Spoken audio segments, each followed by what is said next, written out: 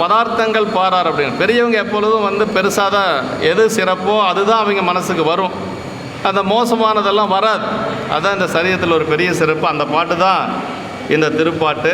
அருமையான ஒரு பாடல். அதுவும் வந்து ரொம்ப சுவையான ஒரு பாட்டாக சேக்கிழார் பெருமான் நமக்கு கொடுத்துருக்கிறார். பார்க்கலாம் அந்த பாட்டு.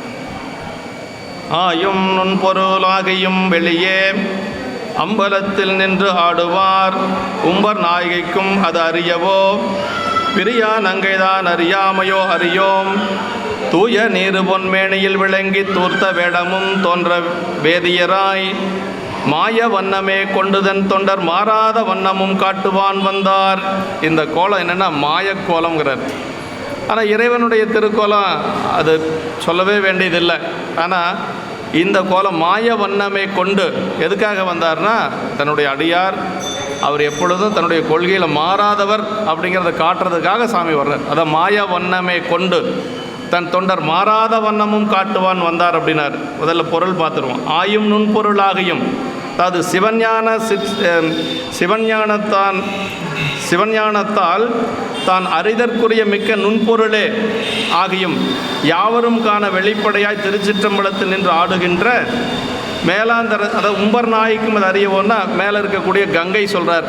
பெருமானுடைய தலைமுடி மேலே, உம்பர்னா மேலே, பெருமானுடைய தலைமுடியில் இருக்கக்கூடிய கங்கை அறிந்து வந்தாரோ அதே மாதிரி எப்பொழுதும் பிரியாமல் இருக்கக்கூடியது யார்? உமையம்மை. உமையம்மை அறிந்து வந்தாரோ அப்படி உமாதேவியார் தாம் இவ்வாறு கோலங்கொண்டு வந்த செய்யும் செயலை அறியும்படியாகவோ அல்லது அவர் அதனை அறியாத வகையிலோ இன்னவாறு என்று நாம் அறியோம்னார். எப்படி வந்தார்னு எனக்கு தெரியல அப்படிங்கிறார் சேக்கிழார் பெருமான். அம்மா கிட்ட மேலே இருக்கக்கூடிய கங்கைக்கு தெரிஞ்சு வந்தாரோ அல்லது உமையம்மைக்கு தெரிந்து வந்தாரோ எனக்கு தெரியல அப்படின்னு சொல்கிறாரு. அப்புறம் எப்படி வந்தார் அப்படிங்கிறத சொல்கிறார் பாருங்க. தூயதாகிய திருநீர் தம் மேனியில் விளங்க பெறவும், உடம்பு பூரா திருநீர் பூசியிருக்கார் பெருமான். அந்த வந்த கோலத்தை சொல்கிறார். அப்படி திருமேனியிலே வெளிப்படையாக திருநீர் பூசியிருக்கிறார். திருநீர் பூசி மட்டுமல்லாது ஒரு வேதியராக உருவம் கொண்டு, ஆமாம், தூய நீர் பொன் மேனியில் விளங்க தூர்த்த வேடமும் தோன்ற வேதியராய் அப்படிங்கிற, வேதியர்னா சிவாச்சாரியார் இல்லையா, அப்படி ஒரு சிவாச்சாரியாராக ஒரு உருவத்தோடு அங்கு வருகிறார். திருநீர் தமது பொன்மேனியிலே விளக்கம் பெறவும், அப்புறம் இன்னொன்று சொல்கிறார் பாருங்க, அதற்கு மாறாக தூர்த்த வேடமும் அத்திருமேனியிலே வெளிப்படையாக தோன்றவும். பாருங்கள், தூர்த்த வேடம் வெளிப்படையாக தோன்ற மாதிரி எல்லாம் பார்த்த உடனே அதுதான் தெரியும். நம்ம மஞ்சள் பூச்சி இருக்கும், நகைக்குறிகள் இருக்கும், இப்படியெல்லாம் அந்த தூர்த்த வேடங்கள் தெரிகிற மாதிரி வெளிப்படையாக தோன்றக்கூடிய அளவுக்கு சாமி வந்து ஒரு வேதியராக உருவம் கொண்டு தமது மறைப்பினில் போன்ற உருவத்தினையே மேற்கொண்டு உலகத்தார்க்கான அதனை காட்டுதலை அன்றி தமது தொண்டராகி ஏற்பகையார் அடியவர் வேண்டிய எவையே ஆயினும் இல்லை என்னாது கொடுக்கும் இயல்பினையும் காட்டும் பொருட்டு வந்தார். ஏன் வந்தார் அப்படின்னா, தன்னுடைய தொண்டராகி இயற்பகை நாயனார் இல்லைன்னு சொல்லாமல் அவர் எதாக இருந்தாலும் கொடுக்க போகிறாருன்னு நம்ம தெரிஞ்சுக்கணுங்கிறதுக்காக சாமி வர்றார். இந்த பாட்டிலிங்க கடைசியாக சேக்குனையை எழுதியிருப்பார். என்னென்னா, வந்த கோலம் வந்து தூர்த்த வேடம் இல்லைங்களா. இன்னொன்று எதுக்காக வர்றாரு? அடுத்தவருடைய மனைவியை கேட்கறதுக்காகத்தான் வர்றார். அப்படி இயல்பகை நாயனாருடைய மனைவியை கேட்க வர்றாரு. இப்போ என்ன சொல்கிறார் இந்த பாட்டில்? அப்படி வர்றவர் மேலே இருக்கக்கூடிய கங்கைக்கு தெரிஞ்சு வந்தாரோ இல்லை உடன் பிரியாது இருக்கக்கூடிய உமாதேவிக்கு தெரியாத எங்கேயும் வரவே முடியாது. ஏன்னா அம்மா பிரியறதே இல்லையே. அதாவது பிரியா நங்கை அப்படின்ட்டார். எப்பொழுதும் கூடவே இருக்கிறது உமையம்மை. ஆமாம், அதனால் ரெண்டு பேர்த்துக்கு தெரியாத வந்திருப்பாரா தெரிஞ்சு வந்திருப்பாரான்னு எனக்கு தெரியலினார். ஏன் அப்படி சொல்கிறார் அப்படின்னா, இன்னொருத்தருடைய மனைவியை கேட்க போகிற பொழுது உடன் இருக்கக்கூடிய உமாதேவியோ அல்லது கங்கையோ அனுமதிக்க மாட்டாங்க. ஆனால் அனுமதிக்க மாட்டாங்கங்கிறது உண்மையாக இருந்தாலும் கூட எப்பொழுதுமே பிரியாது இருக்கக்கூடிய உமாதேவிக்கு தெரியாமல் வரவும் முடியாது. அதனால் இது எப்படி வந்தார்னு எனக்கு தெரியல அப்படின்னு சொல்லி இந்த பாட்டில் அதை அறியோம் அப்படின்னு சொல்கிறாருங்க. ஆமாம், உம்பர் நாய்க்கு அது அறியவோ பிரியா நங்கை தான் அறியாமையோ அறியோம் என்று சொல்லி எப்படி வந்தான்னு என்னால் சொல்ல முடியல அப்படின்னு சொல்லி நம்முடைய ஆசிரியர் பெருமானே சொல்கிறார். 6 சூடிய, அதாவது சடையல் என்பது, அதாவது 6 சூடுதல், அது எதுக்கு அப்படிங்கிறது எல்லாத்துக்கும் தெரியும். கங்கையினுடைய அந்த ஒரு ஆர்ப்பரித்து வந்த கங்கையை, இந்த உலகம் அழியும்படியாக வந்த கங்கையை பெருமான் என்ன செஞ்சார்? தன்னுடைய தலைமுடியில் அடக்கி வச்சார் இல்லைங்களா. இல்லைன்னா அப்போவே அந்த உலகம் வந்து நீரால் அழிந்து போயிருக்கும். அப்படி வந்த கங்கையை தன்னுடைய திருமுடியில் அடக்கினவர் சிவபெருமான் இல்லைங்களா? அதை வாரியார் சாமிகள் நகைச்சுவையாக சொல்கிற பொழுது அன்னைக்கே வந்து முடியிலேயே டாம் கட்டினவர் நம்ம சாமி அப்படின்னு சொல்லுவார்.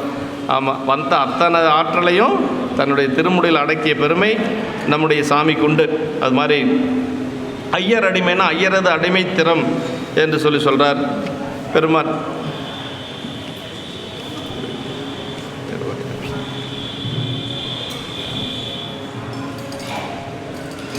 ஆயும் நுண்பொருளாகிவினார். இந்த பாட்டில் ஆய்ந்து அறியத்தக்க நுண்பொருளாய் எஞ்சி செல்லும் தன்மையுடையாராயும் என்று சொல்லி பெருமான் எப்படிப்பட்டவன் அப்படிங்கிறத திருவாசகம் நமக்கு சொல்லுது இல்லைங்களா?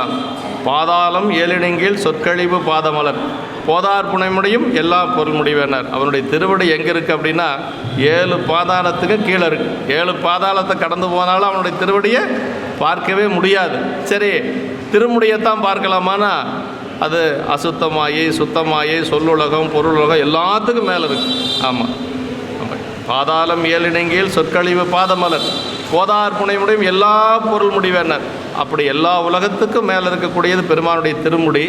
அதனால் அவனுடைய தன்மை யாராலே அறிந்து கொள்ள முடியாது என்று சொல்கிறாருங்க.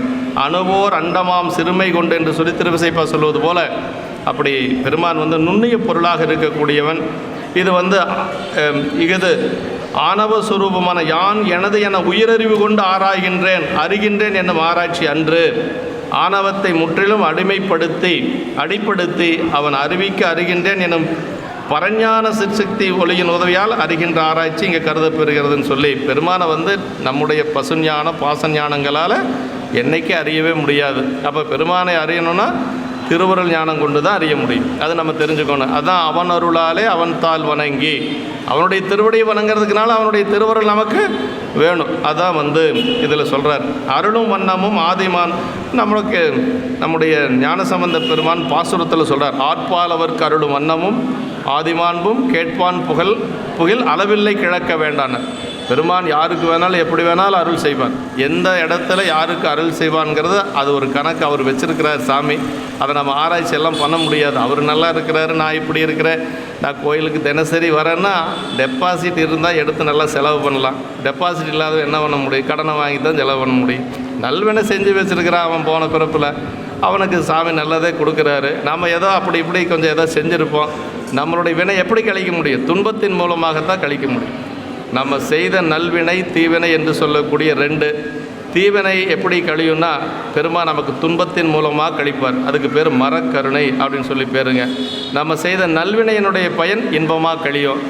அப்படி துன்பம் வருகின்ற பொழுதும் அதுக்கு நம்ம தான் காரணம், இன்பம் வருகின்ற பொழுதும் அதுக்கு நம்ம தான் காரணங்கிறது நம்ம அதான் சைவ சித்தாந்தம் நமக்கு சொல்லக்கூடிய உண்மை. அதனால் சாமி யாருக்கு வேணாலும் எப்போ வேணாலும் எப்படி வேணாலும் அருள் செய்வார்.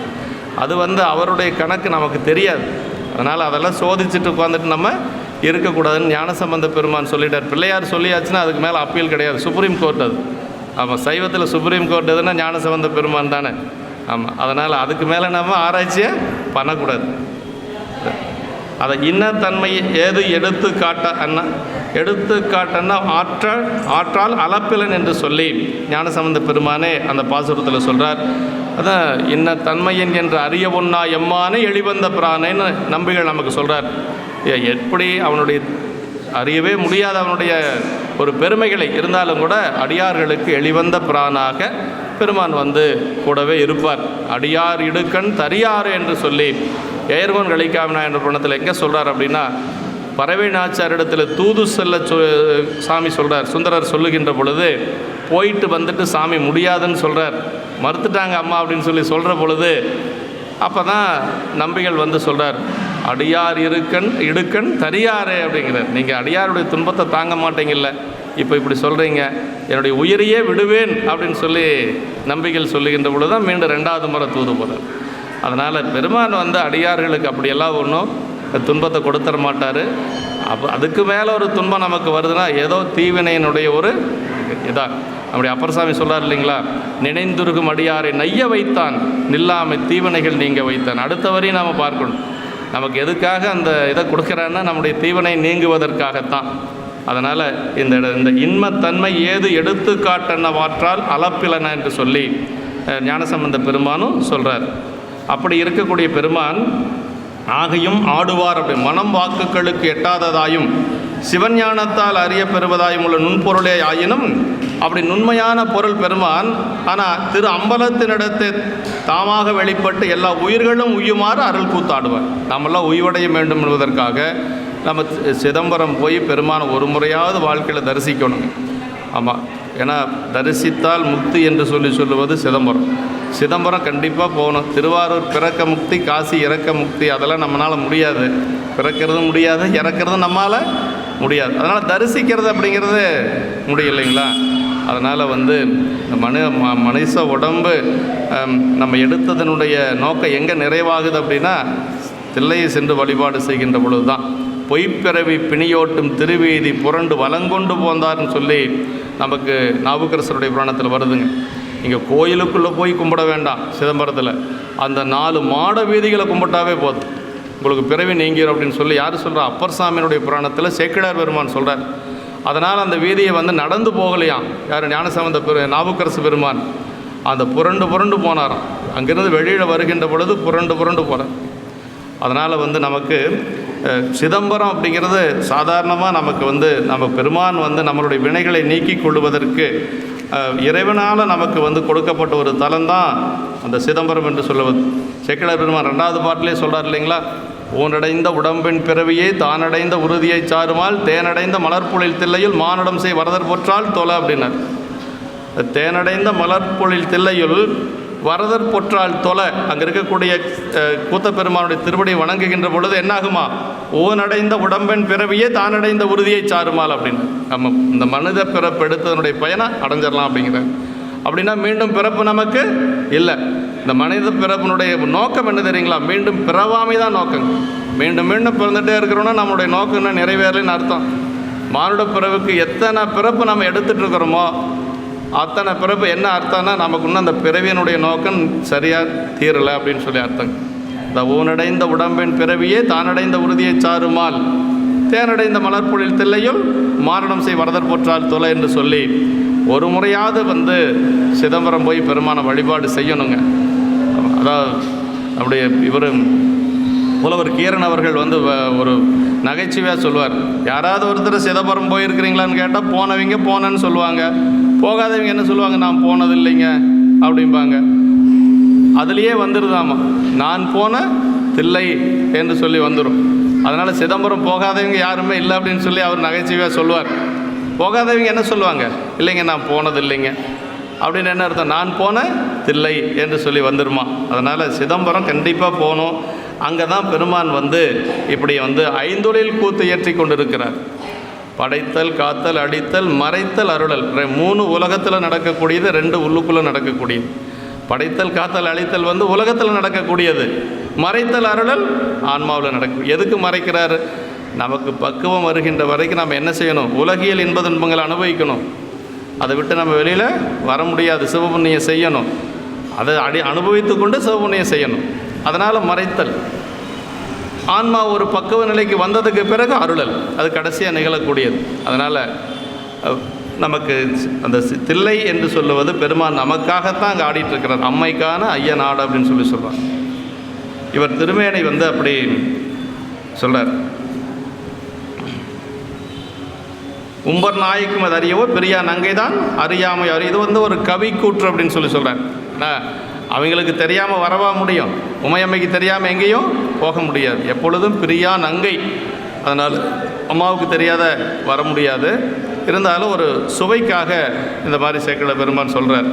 இவர் திருமேனை தாங்க வருவதில் ஒன்றற்கொன்று மாறுபட்ட இவ்விரண்டு இயல்புகள் காணப்பெறுகின்றன. ஆயின் நுண்பொருள் ஆவார், வெளியே ஆடுவாரும் ஆயினர். ஓரொருவும் இல்லார் ஒரு வேடம் கொண்டார், தூர்த்த வேடமுடைய பொன்மேனியில் தூய நீரும் விளங்கிற்று. தூர்த்த வேடங்கிறது அதான் முதல்ல சொன்னது. அதில் தூய நீரும் விளங்கிற்று. இவர்தாம் இவ்வாறு வருங்கால் தமது பங்குடைய உமையம்மையார் அறிய வந்தனரோ அன்றி அறியாமை வந்தனரோ எனின் அறிய வருவாராயின் இவர் இங்கு பிறர் மனைவியாரை வேண்டி செல்வதற்கு அவர் உடன்பட்டுறார். இந்த உலகில் இதில் பொருள் சொல்கிறார். அவர் அறியாது வந்தாரெனின் உடன் பிரியாது இருப்பாராதலின் அகுதும் இயலாது என்று சொல்லி அதனால் இந்த இடத்துல அப்படி ஒரு சுவையாக சொல்கிறார். அருள் சக்தியும் துரோதான சக்தியும் ஒருங்கே தொழில் பட்டன என்ற கருத்தால் இவ்வாறு கூறப்பெற்றது போலும் என்று சொல்லி அருள் சக்தி துரோதான சக்தி ரெண்டுமே ஒன்றாக தொழில்பட்டது என்று சொல்லி கருத்தில் இப்படி சொல்லாருங்க. நாயனார் இயல்பகையார் ஆயினமையால் தாமும் தமது இயலுக்கு மாறாக இத்தன்மையில் வெளிப்பட்டு அருள்கின்ற என்பது இங்கே நினைவு கூறத்தக்கதுன்னு சொல்லி சிவகுனிய உரை சொல்கிறார். ஏன்னா நாயனார் என்ன புராணம், இயல்பகை இயற்கைக்கு மாறான கொள்கை இல்லையா? அதே மாதிரி சாமியும் அவருடைய இயல்புக்கு மாற திருமேனி தாங்கி வந்திருக்கிறாரு. அது பொருத்தமாக இருக்குது என்று சொல்லி சிவகுனிய உரையில் சொல்கிறார். ஆய பொழுது தம்பெருமான் அருளாலேயோ மேனியில் ஏயும் அசைவினால் அயர்வாலோ அறியோம். நமினந்தியடிகளுடைய புராணத்தில் இந்த மாதிரி ஒரு இடம் வருதுங்க. நமினந்தியடிகளுடைய புராணத்தில் நமினந்தியடிகள் பெருமானுடைய ஓலக்க நடக்கும் திருவாரூரில் இல்லைங்களா? திருவாரூரில் இப்போ தேர் வருது, 6ஆம் தேதி தேர் 7ஆம் தேதி தேர். அங்கே திருவோலக்க நடக்கும். சாமி அப்படியே வெளியில் வருவார். அப்படி நகரவளம் வருகின்ற பொழுது தியாகேச பெருமான் அதில் எல்லா அடியார் பெருமக்களும் கலந்துக்குவாங்க. அதில் நமினேந்தியடிகளும் கலந்துக்கிறார். நமினேந்தியடிகள் அந்தனர் சமுதாயத்தை சார்ந்தவர், மறையவர். அவர் கலந்து கொண்டு மனசில் என்ன நினைக்கிறாருன்னா, சரி எல்லா சமுதாயத்துக்காரரும் வந்திருந்தாங்க, அதனால் கொஞ்சம் தீட்டுப்பட்டிருக்கோம், நம்ம போய் குளிச்சுட்டு போய் உள்ளே போகலான்னு சொல்லி அவர் போய் மனையில் முன்னாடி உட்காந்துருப்பார். அம்மா குளிக்கிறதுக்கான வெந்நீரெல்லாம் போடணும் இல்லையா, அது போட்டுட்ருக்கிறதுக்குள்ளே ஒரு சின்ன அயற்சி. அப்படி கண்ணை அப்படி மூடிடுறார். கண்ணை மூடனுடைய சாமி வர்றார். ஆரூர் பெருமான் என்ன காட்டுறாருன்னா, அங்கே வந்திருந்தவர்கள் அத்தனை பேரும் சிவகணங்கள் அப்படின்னு சொல்லி உணர்த்துறார் அவர். அப்படின்னா அவருக்கு ஏன்னா திருவாரூரில் இருக்கக்கூடிய அடியார் பெருமக்கள் சிவகணங்களே அப்படிங்கிறத உணர்த்துறார். அப்போ சேக்கிழார் பெருமான் என்ன சொல்கிறாருன்னா, அவர் போயிட்டு வந்த களைப்பால் அயர்ந்தாரோ இல்லை இறைவனுடைய திருவருளால் அயர்ந்தாரோ தெரியல அப்படின்னு சொல்லி சொல்கிறார். அப்படின்னா திருவருளால் தானே அயர்ந்திருக்க முடியும். ஏன்னா தண்ணி காய வைக்கிறதுக்கு எவ்வளோ நேரம் ஆகும்? ஒரு 10 நிமிஷம். 10 நிமிஷத்தில் தூங்கி அதில் ஒரு கனவு வருதுன்னா அது பெருமானுடைய திருவருள் தானே. ஏன்னா வந்தவங்க எல்லாரும் சிவனடியார்கள், சிவகணங்கள். அவருக்கு அதை உணர்த்தணும்னு ஆரூர் பெருமானுடைய திருவுள்ளம். அந்த இடத்துல இப்படி சொல்லாருங்க. ஆய பொழுது தம்பெருமான் அருளாலேயோ மேனியனில் ஏயும் இசைவன் அயர்வாலோ அறியோம் என்று சொல்லி அந்த இடத்துல சொல்வார். அது மாதிரி பல இடங்கள் அந்த மாதிரி வருங்க. அது ஞானசம்பந்த பெருமான் அழுகின்ற பொழுது குளக்கரையில் சேக்கிழார் பெருமான் சொல்லார், தம்மேலை சார்புணர்ந்தோ சாரும் பிள்ளைமைதான் ஒன்னர். அதாவது அப்பா குளத்தில் முழுகினார். இவர் எங்கே பார்த்து அழுதாரு? தோணிதிக்கிற சிகரத்தை பார்த்து அழுகிறார். குளத்தை பார்த்து தானே அழுதுருக்கணும். அப்போ அப்பா முழுகினதுனால அழுதாரா இல்லை போன பிறப்பை நினச்சி அழுதாரான்னா போன பிறப்பை நினச்சி தான் அந்த அம்மா அப்பா நினைவுக்கு வந்துட்டாங்க. அதாவது உலகில் அவரை ஈன்ற தந்தையார் குளத்தில் முழுகுகின்ற பொழுது அந்த நம்ம உயிர் தந்தையாக இருக்கக்கூடிய பெருமான் காட்சி கொடுத்தார். அப்படின்னா என்னென்னா, நமக்கு அந்த உலகியல் சொந்த பந்தங்கள் நம்மளை விட்டு போகின்ற பொழுது இறைவன் திருவருள் அங்கே வரும். அதுதான் ஞானசம்பந்த பெருமானுக்கு அந்த இடத்துல வந்தது. அதான் சிவபாதகிருதையர் மறைஞ்ச உடனேயே யார் நினைவுக்கு வந்தாங்க? தோணியப்பர் வந்துட்டார். அதனால தான் தோணி சிகரத்தை பார்த்து அழுது. அதான் அங்கே தான் சொல்கிறார் சேக்கிழார் பெருமான், தம்மையலை சார்புணர்ந்தோ சாரும் பிள்ளைமை தானோன்னார். அப்பாவை காணன்னு இந்த குழந்தை அழுதுச்சா இல்லை போன பிறப்பில் பெருமானோடு இருந்த அந்த தொடர்பை நினச்சி அழுதுச்சா என்று சொல்லி கேட்கிறார். இப்படி பல இடங்கள் ஒரு தூய நீர் அப்படின்னா அதை பெருமான் நம்மளுடைய சுத்தமதாவது நீர் என்று சொல்லி ஞானசம்பந்த பெருமானுடைய தேவாரம். அதாவது திருமேனி நம்ம திருநீர் பூசினாவே இந்த உடம்பு நமக்கு தூய்மையாயிரும். அதான் சுத்தமதாவது நீர் என்று சொல்லுவாங்க. அப்படி பொன்மேனின்னா அழகிய திருமேனி. பெருமானுடைய திருமேனி பொன்னார் மேனியனே புலித்தோலை அரைக்கசை சொல்லும் இல்லைங்களா? பெருமானுடைய திருமேனி பொன்னார் மேனி, அதான் பொன்மேனி என்று சொல்லி, பொன்வண்ணம் எவ்வண்ணம் அவ்வண்ணம் மேனி என்று சொல்லி அற்புத திருவந்தாதிலே அம்மா சொல்கிறாங்க. தூர்த்த வேடமும் தோன்ற அதனோடு அதற்கு மாறாக தூயதல்லாத தூர்த்த வேடமும் ஒருங்கே காண என்று சொல்லி, தூர்த்த வேடம்னா அந்த சொல்கிறார், காமந்தோன்றும் அடையாளங்கள், நகைக்குறி, பற்குறி, மஞ்சள் பூச்சு, இப்படியெல்லாம் அந்த மாதிரி ஒரு கோலத்தில் பெருமான் வரார். தூர்த்தன் காமவசப்பட்ட இயல்புடன் இழிந்த செயல் செய்பவன். தூர்த்த வேடத்தின் இழிவினை போக்கதற்கு பரிகாரமாக அந்த மேனையில் நீர் அணிந்தது போல என்று சொல்லி அந்த தூர்த்த வேடத்துக்கு ஒரு பரிகாரமாக திருநீர் அணிந்தது இருந்தது என்று சொல்லி சிவகுனிய உரையில் சொல்கிறார். அதுவும் அந்த சொந்த பந்தமெல்லாம் என்ன சொல்லுவாங்க சாமி பார்த்து, அலிதகன் போகையில் அப்படிம்பாங்க. அலிதகன்னா ரொம்ப மோசமானவனே. பெருமான் எப்படியெல்லாம் திட்டு வாங்குறாரு பாருங்கள் அடியாருக்காக. அவருக்கு தேவையாதெல்லாம் கைலாயத்தில் இருந்து கொண்டு ஆட்சி செய்யக்கூடிய பெருமான் இல்லையா? அப்படிப்பட்ட பெருமானை அந்த ஊர்க்காரெல்லாம் பேசுவாங்க. ஊர்க்காரர் சொந்த பந்தமெல்லாம் அலிதகன் போகையல், அலிதகன்னா ரொம்ப மோசமானவனே, இழிவானவனே, இந்த பெண்ணை விட்டுட்டு நீ போ, அருங்குல பெண்ணை விட்டு அகன்று போ என்று சொல்லி எல்லாரும் திட்டுவாங்க. அதெல்லாம் கூட சாமி வாங்கிட்டு மறுபடியும் அடியாருக்கு அருள் செய்கிறார். அதுதான் பெருமானுடைய ஒரு பெரிய திருவருட் கருணை அப்படிங்கிறது. நம்ம மேலே கொண்ட ஒரு அன்பின் காரணமாகத்தான் சாமி அது மாதிரியெல்லாம் வர்றார். அடியார்கள், நல்ல அடியார்களை பெருமான் வந்து விடவே மாட்டார். வேதியராய் இவ்வேடங்கொண்டு இச்செயல் புரிவதும் இவருக்கு உரியது என்று காட்டுவார். வேதியர் ஆனார் போலும் என்று சொல். மாய வண்ணமே கொண்டு அப்படின்னா பிறர் அறியாத இயலாதபடி தம்மை மறைத்து கொண்டு இவ்வுருவம் தாங்கிக் கொண்டு அதனை காட்டுதலை அன்றி மாறாத வண்ணம்னா வேண்டும் யாவையும் இல்லை என்னாதே முன் கொடுக்கும் இயல்பினையும் தமது மாயை வண்ணத்தை காட்டுதலை அன்றி மறாத வண்ணத்தையும் என்று சொல்லி, அதாவது பெருமான் அடியார் அவர் வந்து எது கேட்டாலும் இல்லைன்னு சொல்ல மாட்டார் அப்படிங்கிறத எல்லாத்துக்கும் காட்டணுங்கிறதுக்காக பெருமான் இந்த வேடம் கொண்டு வராருங்க. காட்டுவார்னா உலகத்திற்கு காட்டி அடியார் பெருமையை அறிவுத்தி உயிக்கும் பொருட்டு என்று சொல்லி, எதுக்காக அப்படின்னா உலகத்துக்கு அவங்களுடைய தொண்டை காட்டி நம்ம எல்லாம் உய்விக்க வேண்டும் என்பதற்காக பெருமான் அப்படி ஒரு கோலம் தாங்கி வர்றார். அதான் முதல் சரிதத்திலே சேக்கிழ பெருமான் சொல்லிட்டார் இல்லைங்களா, தொண்டரை விளக்கம் காண நன்னெறி இதுவாம் என்ற ஞாலத்தோர் விரும்பியுயன். இளையான்குடி நாயனார் புராணம் அடுத்த புராணம், அதில் அப்படி தான் வருவார்.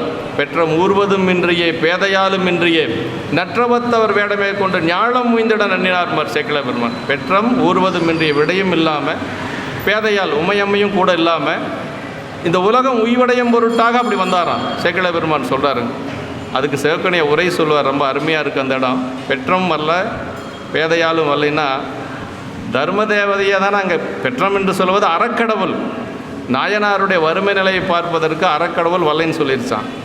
கருணையே வடிவமான கருணாம்பிகை தாய் இல்லையா சாமி கூட இருக்கிற அம்மா, என்னுடைய பிள்ளைகள் அப்படி இருக்கிற நிலையை நான் பார்க்கறதுக்கு வரமாட்டேன் என்று சொல்லி உண்மையாமே வரமாட்டேன்ட்டாங்களாம். அதனால் வந்து சாமி தனியாக வந்தாராம். அப்படி உரையாசிரியர் எழுதுவார். அப்படின்னா பெருமாட்டிக்கு வந்து அவ்வளவு கருணை உயிர்கள் மேலே. அதான் கருணை நாயகி அப்படின்னா பேருக்கு மட்டும் இருந்தால் போதாது இல்லையா, இது மாதிரி அருள் செய்ய வருகின்ற பொழுது அம்மா கூட வருவாங்க. அப்படி தானே வந்தாங்க.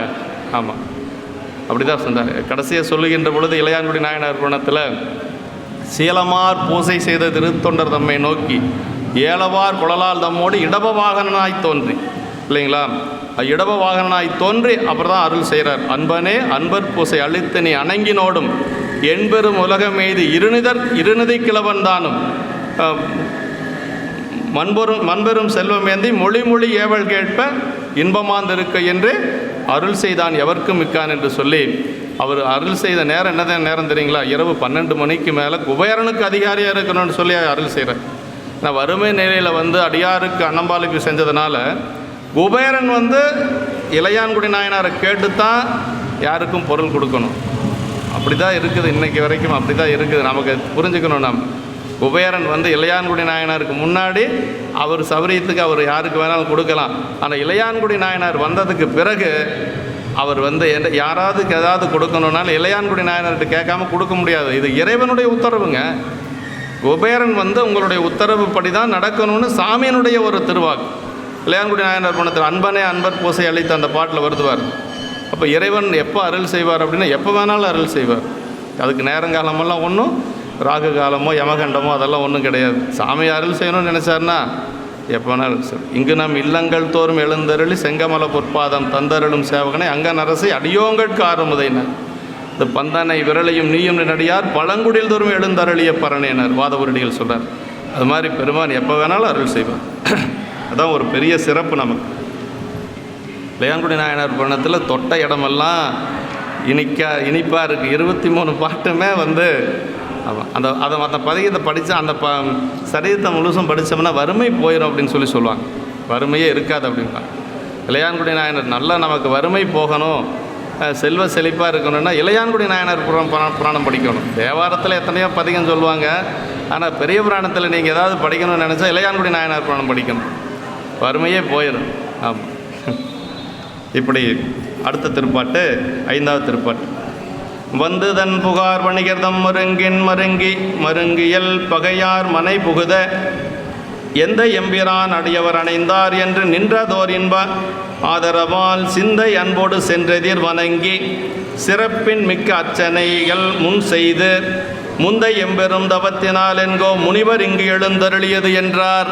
அது எப்படி ஒரு அடியாரை வரவேற்கணும் அப்படிங்கிறது இந்த பாட்டில் சொல்கிறார். பல இடங்களில் சொல்லப்பட்டிருக்கு, இருந்தாலும் இந்த பாட்டில் ரொம்ப நல்லா சொல்லியிருக்கிறார்.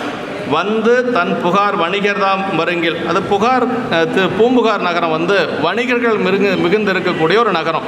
பூம்புகாரில் வந்து உள்ளே பூந்துட்டார். யார்? சாமி வந்துட்டார் இப்போ உள்ள. அப்படி வந்து புகாரிலே வணிகர் தெருவிலே ஒரு பக்கத்தே உள்ள இயற்பகையார் திருமணையில் அவ்வேதியராக இறைவன் புகவே, அப்படி சாமி வந்து அப்படி புகார் நகரத்தில் வந்து அந்த வேதியர்கள் அந்த வணிகர்கள் இருக்கக்கூடிய அந்த ஒரு திருவேதியில் ஒரு வேதியர் கோலத்தில் வந்து போகிறார். சாமி திருச்செங்காட்டங்குடிக்கு வருகின்ற பொழுது கைலாயத்திலிருந்து வந்தார். கைலாயத்திலிருந்து எப்படி வந்தார் அப்படின்னா சேக்கிழ பெருமான் அழகாக சொல்வார். அதாவது இல்லை, ரம்யான இடம் அது. தண்டாததொரு வேட்கை பசியுடையாத அமைப்போல கண்டாரை சிறு தொண்டர் மனைவினைவி கடிதணைந்து தொண்டனாருக்கு என்னாலும் சோரளிக்கும் வண்டார் பூந்தாரான் மனையில் உள்ளாரோன்னு. அங்கே மட்டும்தான் ஒவ்வொரு வீடாக கேட்டு கேட்டு வர்றாரு. மற்ற இடத்துலலாம் வந்தோடனே நேராக வீட்டுக்கு வந்துடுறாரு. அங்கே மட்டும் சிறு தொண்ட நாயனாருடைய புராணத்தில் மட்டும் வழியில் பார்க்குறவங்களையெல்லாம் கேட்டாராம். எப்பா இந்த மாதிரி ஒருத்தர் சிறு தொண்ட நாயனார், சிறு தொண்டர்னு ஒருத்தர் இருக்கிறார், அவர் வீடு எது அப்படின்னு சொல்லி கைலாயத்திலிருந்து செங்காட்டங்குடிக்கு வந்தவருக்கு சிறு தொண்ட நாயனார் வீடு தெரியாத என்ன? அப்படி அல்ல, இப்படி ஒருத்தர் இருக்கிறாருன்னு எல்லாரும் தெரிஞ்சுக்கணும்னு சாமி விரும்பினாராம். அதனால் எல்லாத்துக்கிட்டையும் கேட்டாராம், யாரையெல்லாம் அதான் தொண்டனாருக்கு என்னாலும் சோரளிக்கும் வண்டார் பூந்தாரான் மனையில் உள்ளாரோ என்று சொல்லி வந்து கேட்குறாரு.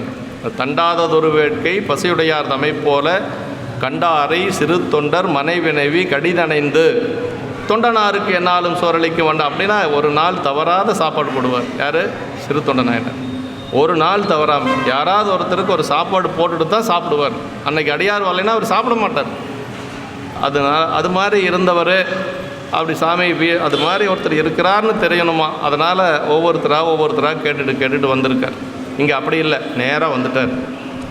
அப்படி அதில் பொருள் சொல்லிடலாம். வந்து புகார் நகரிலே வணிகர் தெருவில் ஒரு பக்கத்தை உள்ள இயற்பகையார் திருமணையிலா வேதியராய் இறைவன் புகவே எமது தந்தையும் இறைவனுமாகிய வருது அடியவரே அணைந்தனர் என்று கொண்டு எப்போதும் தமது மனத்திலே நிலைத்து நின்ற இன்பமுடைய ஆதரவினாலே எழுந்த அன்புடனே எதிர்கொண்டு போய் வணங்கி அழைத்து வந்து சிறப்பின் மிகுந்த அர்ச்சனை வழிபாடுகளை எல்லாம் செய்து முடித்து எனது முன்னோர்களும் அடியேனும் செய்த பெரும் தவத்தின் பயனாகவோ பெரும் முனிவராகிய தேவரீர் இங்கு எழுந்தருளி வரப்பெற்றது என முகமன் மொழிந்து நின்றார். எப்பொழுதும் வரக்கூடிய அடியார்கள் எப்படி வரவேற்கணும்னா அவங்களுடைய பெருமைகளை சொல்லி நம்ம அவங்களை வரவேற்கணும். அவங்க முன்னாடி போய் நின்றுட்டு நம்ம பெருமையை சொல்லிகிட்டு இருக்கக்கூடாது. அது ரொம்ப ரொம்ப தவறு இருக்கிறதுலையே.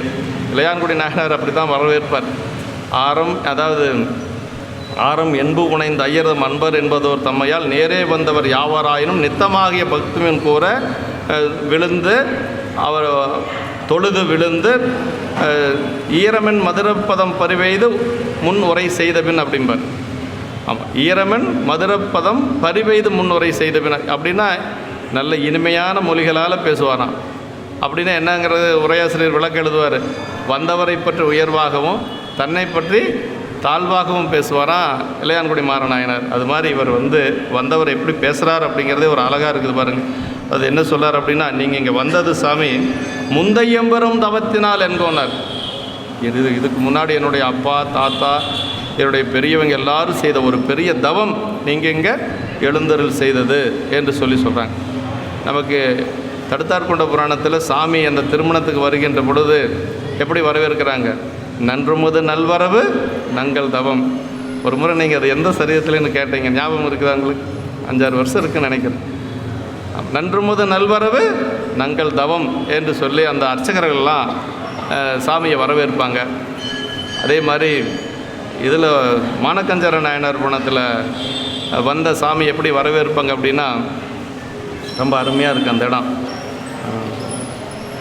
நல்ல அருமையான இடம்.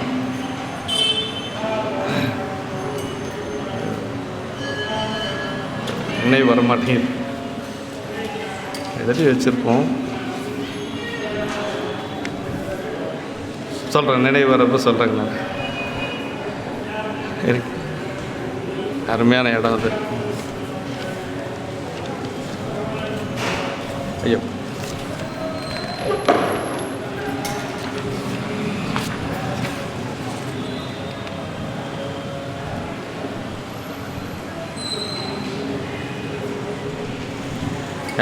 அருமையான இடம். 26வது பாட்டு. எந்தை பிரான் புரிதவத்தோர் இவ்விடத்தை எழுந்தருள உய்ந்தொழிந்தேன் அடியேன் என்று சொல்லுவாங்க. அருமையான இடம். எந்தை பிரான் புரிதவத்தோர் இவ்விடத்தை எழுந்தருள உய்ந்தொழிந்தேன். அப்போ அடியார் வந்தால் அவங்கள வரவேற்கிறதுக்கு முன்னாடி நம்ம உய்வடைஞ்சிருவோமா முதல்ல. அதை விட ஒரு இடத்துல வருங்க, பெரிய புராணத்தில் ஒரு அடியார் வந்து நம்ம இல்லத்துக்கு நம்ம அழைக்கிறோம், அவங்க அமுது செய்ய வராங்கன்னா அவங்க நம்ம வீட்டுக்கு வரணும்னு சொல்லி நினைக்கிற பொழுதே நமக்கு உய்வு கிடச்சிருமா. சேக்கிழார் பெருமான் சொல்கிறார் அந்த சரீரத்தில்.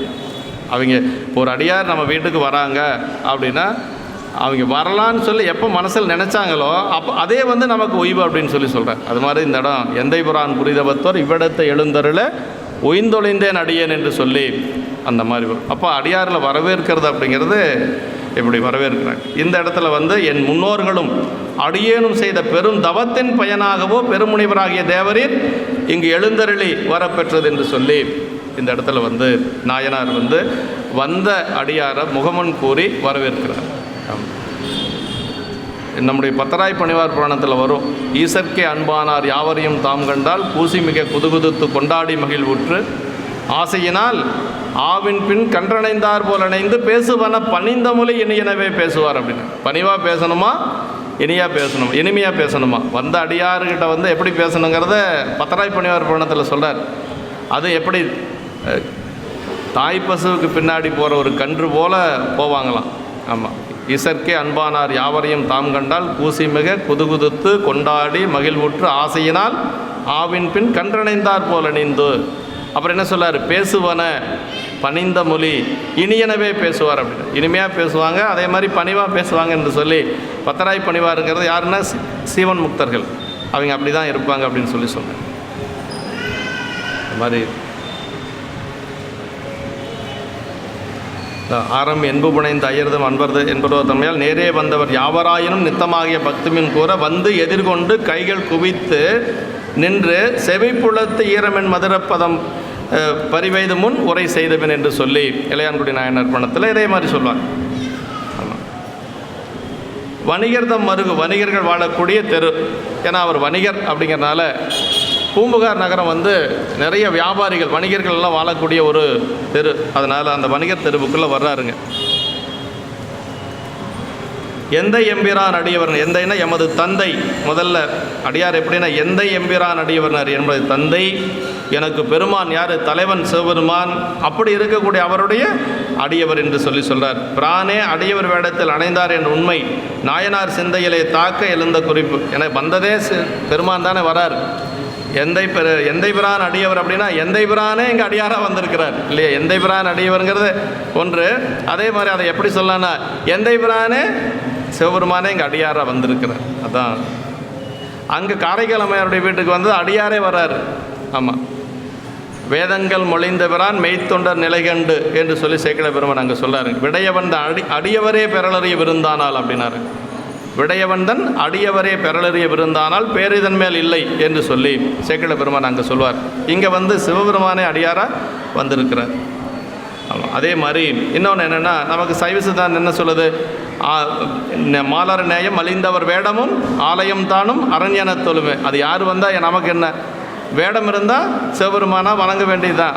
இப்போ அப்படி தான் நாயனார் வணங்குறார். வேடம் இருக்குது, அதனால் சிவபெருமானாகவே வணங்குறார். மாலர நேயம் அடிந்தவர் வேடமும் ஆலயம் தானும் அரண்யன தொழுமேன்னு. சைவ சித்தாந்தமும் எப்பவும் பெரிய புராணம் சைவ சித்தாந்தம் ஒரே மாதிரி தான் இருக்கும். எந்த இடத்துலையும் வந்து நீங்கள் பெரிய புராணத்தில் சைவ சித்தாந்தத்துக்கு மாறுபட்ட கருத்து எங்கேயும் வராது. அதுதான் பெரிய சிறப்பு. இன்னும் சொல்லப்போனால் சென்னைப்பையா, வையாபுரியார், இப்போ இவர் நம்ம சண்முகம் ஐயா எல்லாருமே கூட மேற்கோள் அதிகமாக எங்கேருந்து எடுப்பாங்கன்னா பெரிய புராணத்துலேருந்து எடுப்பாங்க. நான் பார்த்துருக்குறேன். 3 பேர் தன்னுடைய நூலுமே பார்த்தீங்கன்னா பெரிய புராணத்திலிருந்து தான் அதிகமான மேற்கோள் எடுப்பாங்க. சைவ சித்தாந்தம் எல்லாத்துக்குமே எடுக்கலாம். பெரிய புராணத்திலிருந்து சைவ சித்தாந்தம் 12 சூத்திரத்துக்குமே எடுக்கலாம். அதனால் பெரிய புராணத்தில் அத்தனை இருக்குது. அது பாசுரம் இருக்குது பாருங்கள், 12 பாட்டு, 12 பாட்டும் 12 சூத்திரம். ஆமாம், அதனால் பெரிய புராணமும் அதே மாதிரி சைவ சித்தாந்தமும் எந்த இடத்துலையும் மாறுபட்டு நிற்காது, ஒரே கருத்தை உடையது.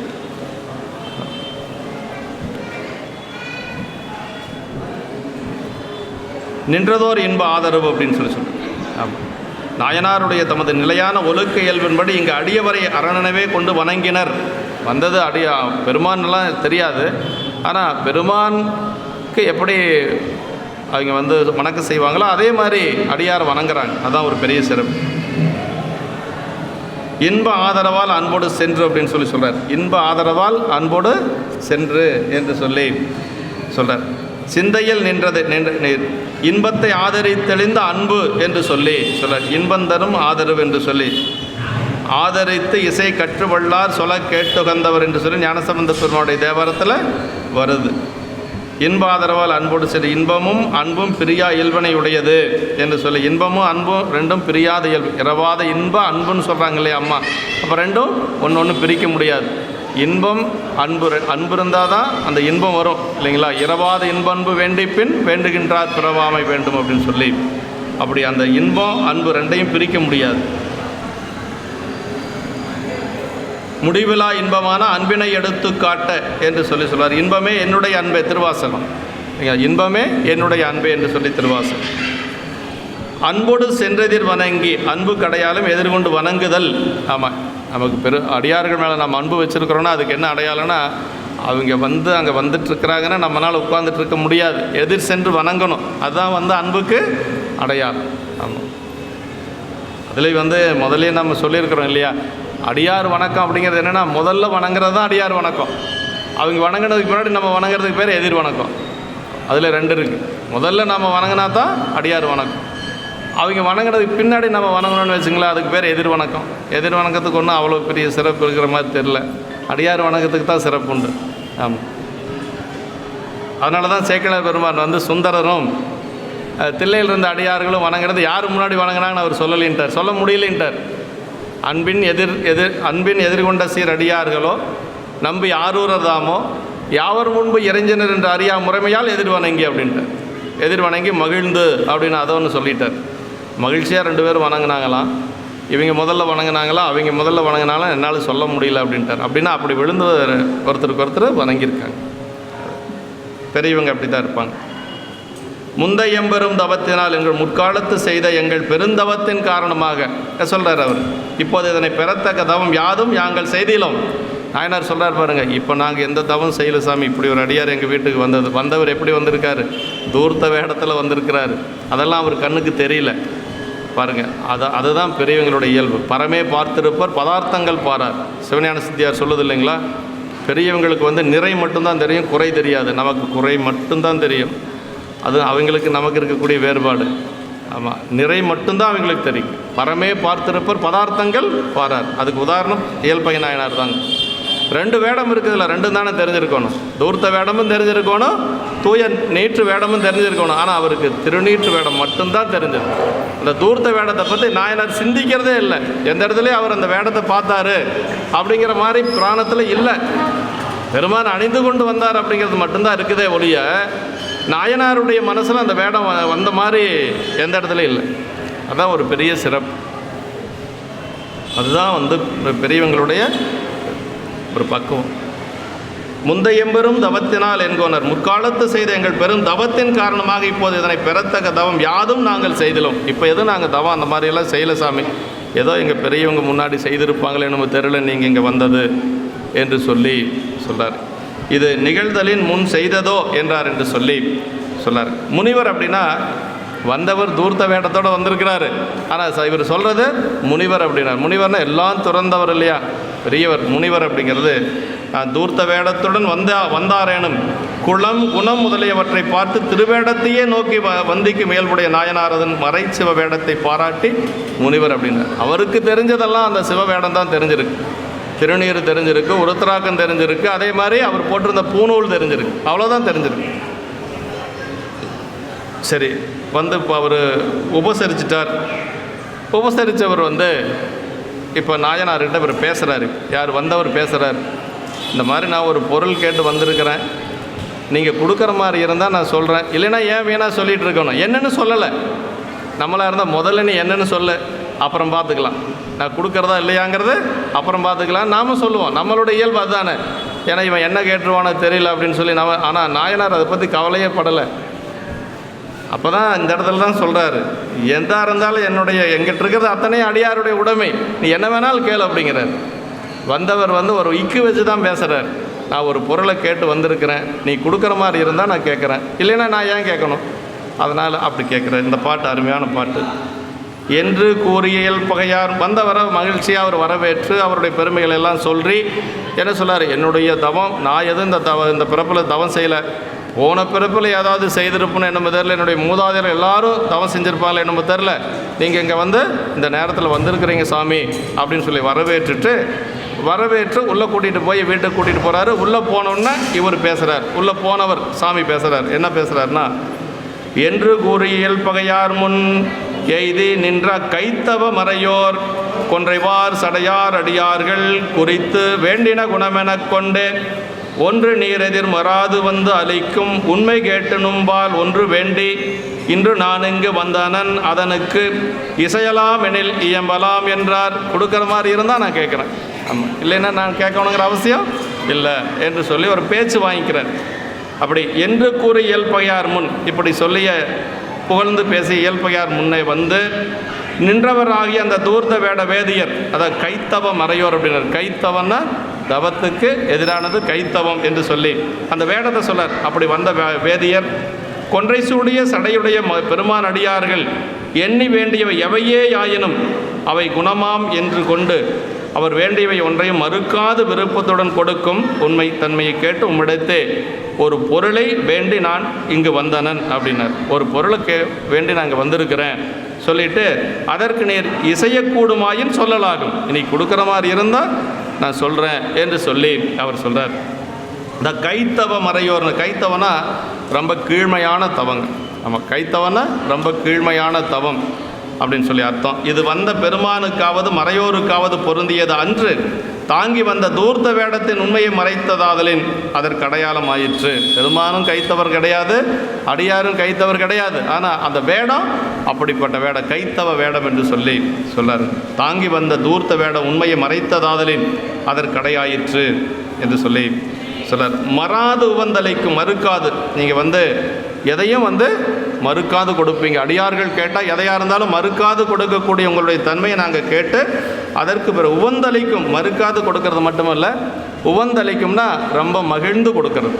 அடியார்கள் எப்படி கொடுக்கணும், மகிழ்ச்சியோடு கொடுக்கணும். அதான் சொல்ல உவந்தளிக்கும் திறன் என்று சொல்லி சிவனை உண்ணி செம்பொன் விருப்புடன் வார் பெருக ஈடு என்று சொல்லி பெரியவர்கள், அதாவது பெருமானுடைய அடியார்களுக்கு கொடுக்கின்ற பொழுது எதை கொடுத்தாலும் நல்ல மகிழ்ச்சியோடு கொடுக்கணும் அப்படிங்கிறது தான் இயல்பு. இல்லைன்னா கொடுக்காத கூட இருந்துக்கலாம்.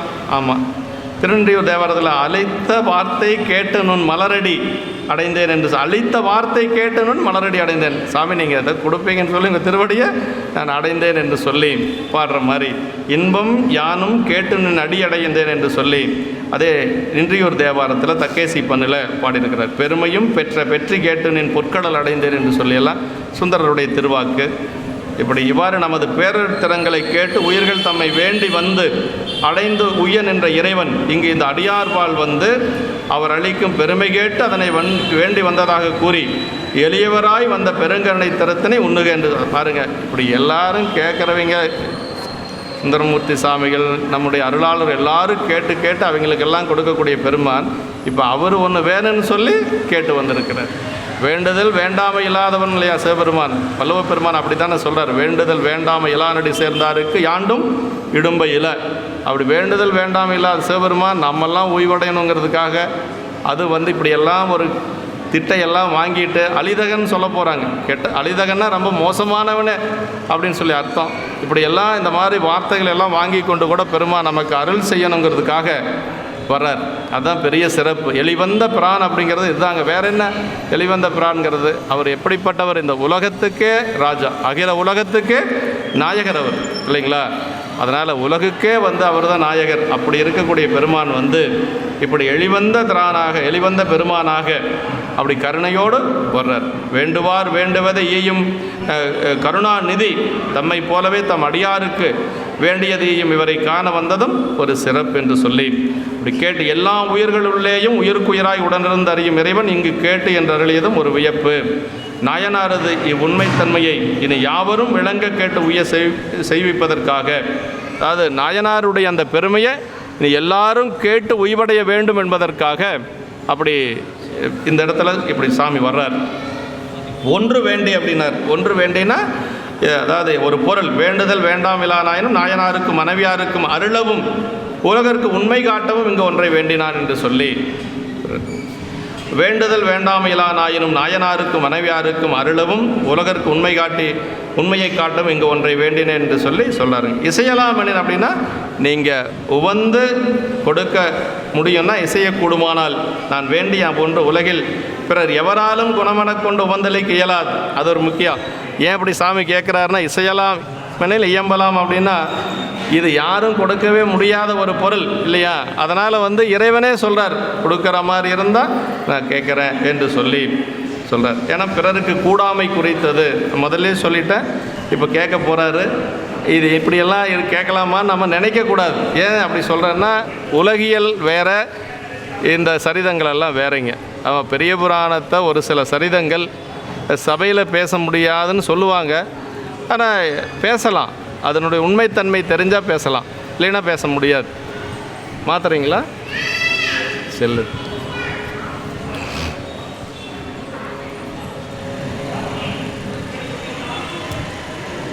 செல்லு தீர்ந்துச்சு.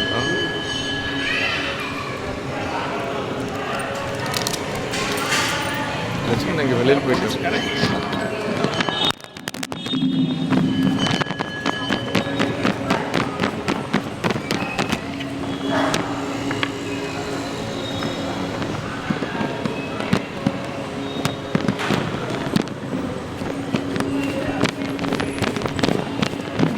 அருமையான பாட்டு.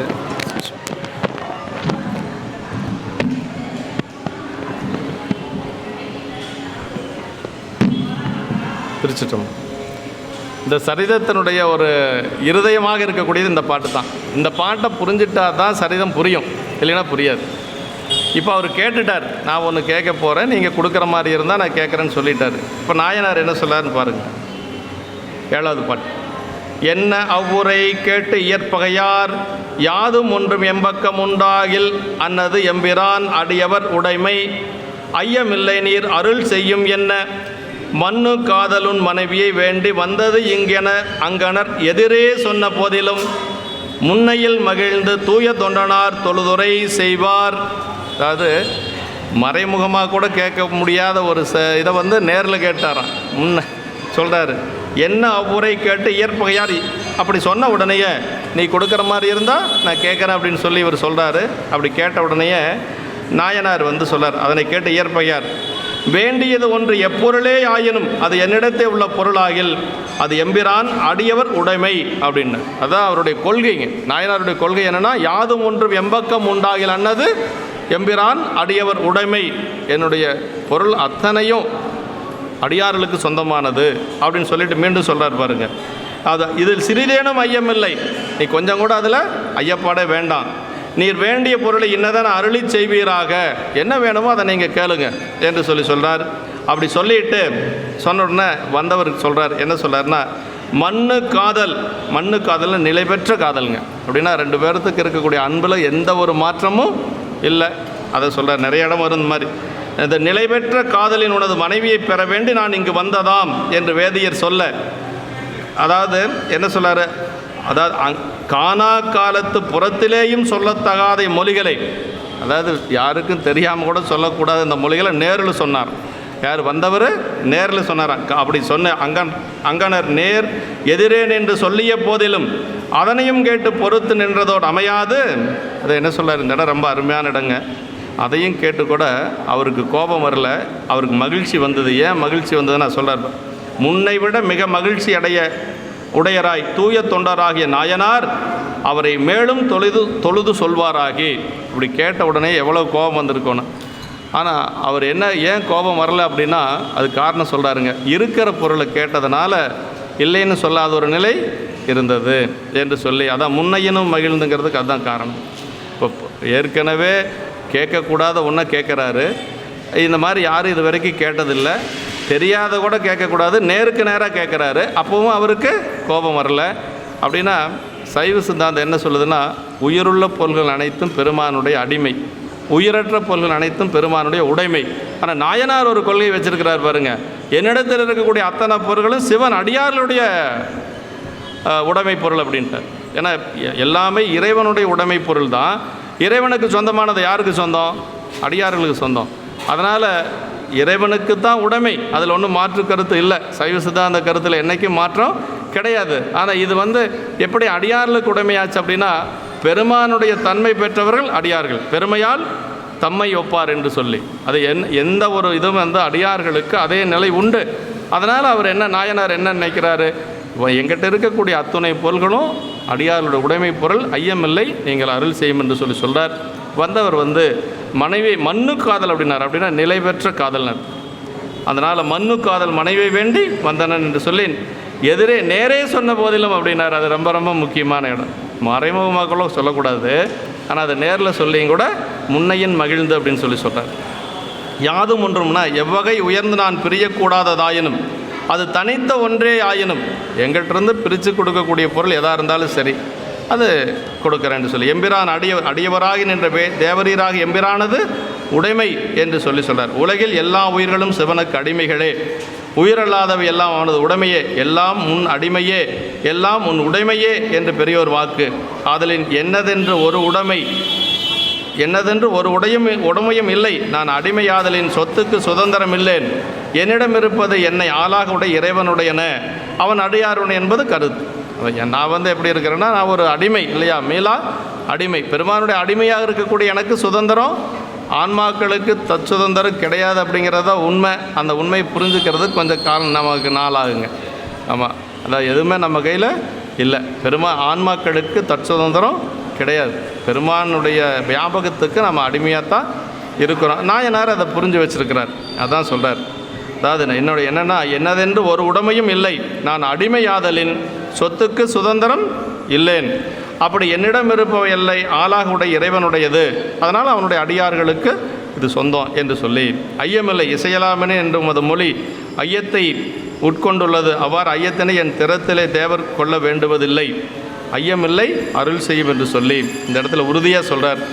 இது அடியார்கள் தம்பக்கள் பெருவனை எல்லாம் தம்மை பயன்படுத்தி ஆளாக்கி தமக்கு அவர்கள் செய்யும் அருளே என்று சொல்கிறார். உலகற்கு அடிமை திறத்தினை காட்டி உய்விக்கவும் வந்துள்ளார். ஆதலின் அந்த அருட்குறிப்பு தோன்ற அங்கனர் என்று சொல்லாருங்க. புறகிலும் சொல்லத்தகாதது, வெளியில் கூட சொல்ல முடியாது இல்லையா, ஒருத்தர் மனைவி வேணும்னு எப்படி சொல்ல முடியும்? ஆனால் அப்படி புறகில் கூட சொல்ல முடியாத ஒன்றை நேரில் சொல்லியும் கூட நாயனார் அதை இப்படி எடுத்திருக்கிறார். அப்படிங்கிறது தான் சிறப்புங்க. எதிரே சொன்ன போதிலும் புறகிலும் சொல்லத்தகாத என்பார், எதிரே என்று மனத்தில் நினைக்கவும் தகாததை வாயினால் சொன்னார் என்பார். சொன்ன என்றும், அதாவது வாயில் மனசிலே நினைக்கக்கூடாது, அதை வாயில் வேற சொல்லிட்டார் என்று சொல்லி, முன்னை மகிழ்ந்ததினும் மிக்க பெருமகிழ்ச்சி கொண்டு எந்த எம்பிரான் அடியவர் அணைந்தார் என்று மகிழ்ச்சி என்று சொல்லி, அது பெருமகிழ்ச்சி காரணம் தம்பால் உள்ள பொருளையே வேண்டியதாம். இதுதான் அந்த மகிழ்ச்சிக்கு காரணம். முன்னையின் மகிழ்ந்துங்கிறது ரொம்ப முக்கியமான இடங்க.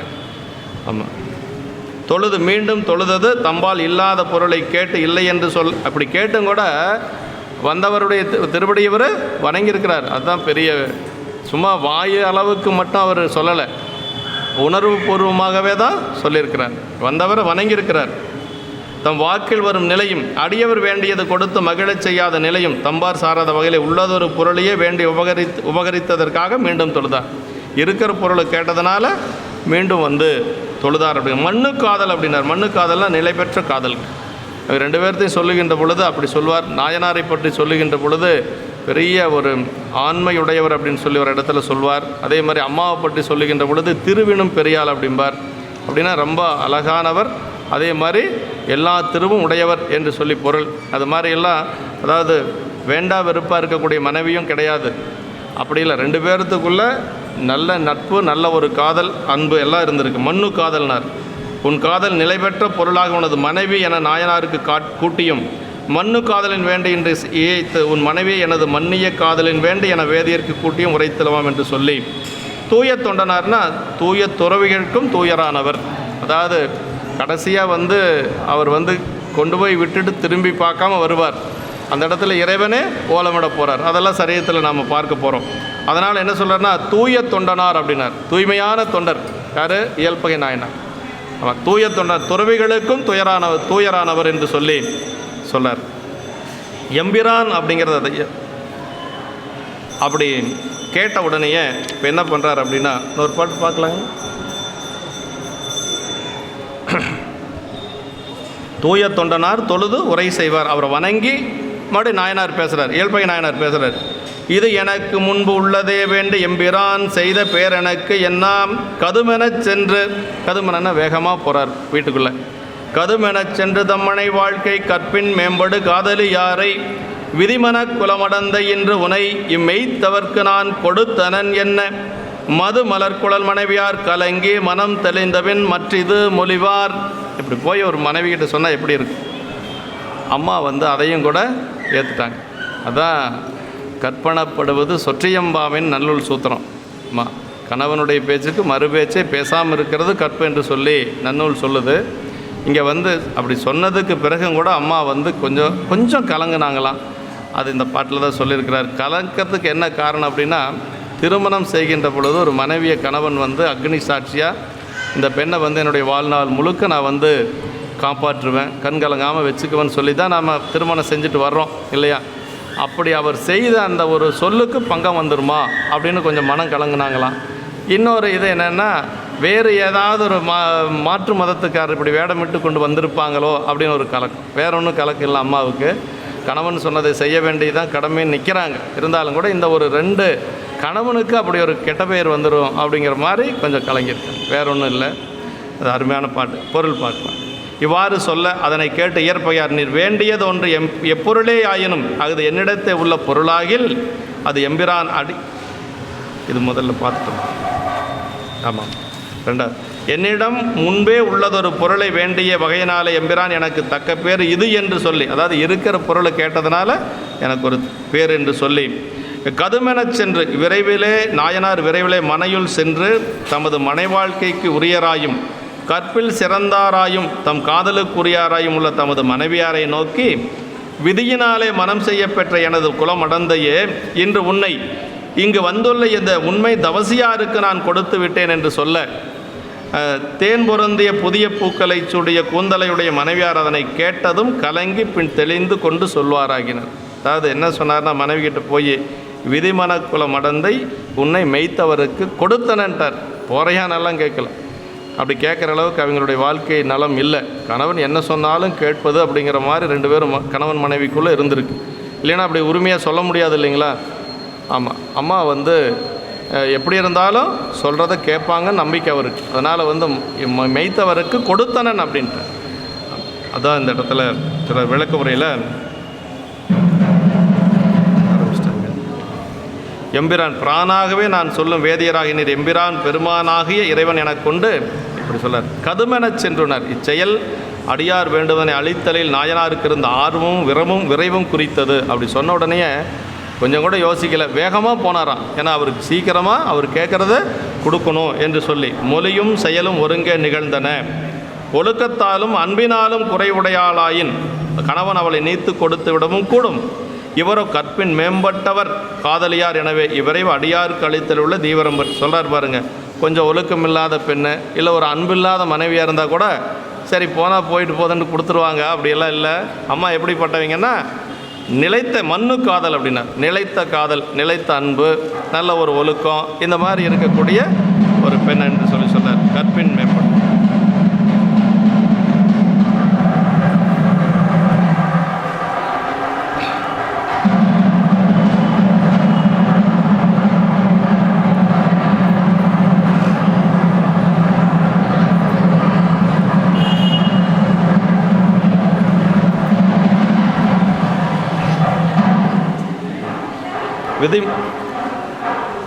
தமக்கே உரிய மனை வாழ்க்கை இல்வாழ்க்கைக்குரிய இல்லற இயலில் விதிக்கப்பெற்றபடி என்று சொல்லி கற்பின் மேம்படுனார். கற்பிலக்கணத்தில் சிறந்த காதலியார், காதலுக்கு இருப்பிடமாவார் என்று சொல்கிறார். விதிமனக்குலம் மடந்தைனா மடந்தையே என்று சொல்லி, அதாவது உமது சொல் கடவாது நடந்து வர என்று நாயகி வாக்குறுதி செய்யும் திருமண நூல் விதியை இங்கு குறித்து மனைவியாருக்கு நாயனார் சிறப்பாக நினைப்பூட்டியவார் என்று சொல்லி, அதாவது என்ன சொல்லார் அப்படின்னா, விதிமணக்குளம் மடந்தை அப்படின்னா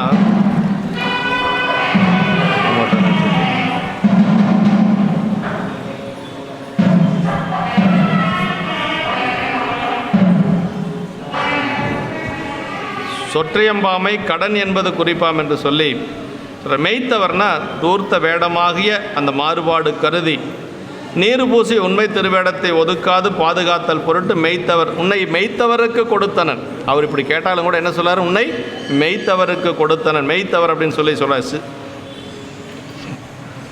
சீலம் இளரையனிடும் திருநீறு சேர்ந்தாரை ஞான மிகழ்வார் அருணரகம் நன்னாமல் எண்ணுவார் பாலனைந்தார் தமக்களித்த படியிரட்டி பொன் கொடுத்து மேலவரை தொழுதினிய மொழி விளம்பி விடை கொடுத்தார் சொல்லி நரசிங்கமுனை நாயனுடைய புராணம்.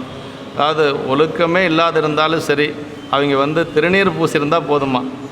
சீலம் இளரை எனினும் திருநீறு சேர்ந்தாரை ஞாழ மிகழ்வார் அருணரகம் நன்னாமல் எண்ணுவார். அந்த அவரை மனசு நோகிற மாதிரி யாராவது நடந்துட்டாங்கன்னா அவங்க எங்கே போவாங்களாம்? நரகத்துக்கு போயிடுவாங்களாம். அதனால் நரசிங்கமுனை நாயனர் என்ன பண்ணார்? அடியார் எல்லாரும் பேசிகிட்டு இருக்கிறாங்க. இது மாதிரி ஒரு அடியார் அங்கே வந்துட்டார். திருவாதிரைக்கு ஒவ்வொரு திருவாதிரையிலையும் அடியார்களுக்கு பாத பூஜை பண்ணி அன்னம்பாளிப்பு செய்வார் நரசிங்கமுனை நாயனர். இப்படி ஒரு அடியார் அங்கே வந்துட்டார். எல்லாரும் நின்றுட்டுருக்கிறாங்க, அவரும் நிற்கிறாரு. எல்லாரும் பார்த்து அவரை சிரிக்கிறாங்களாம்.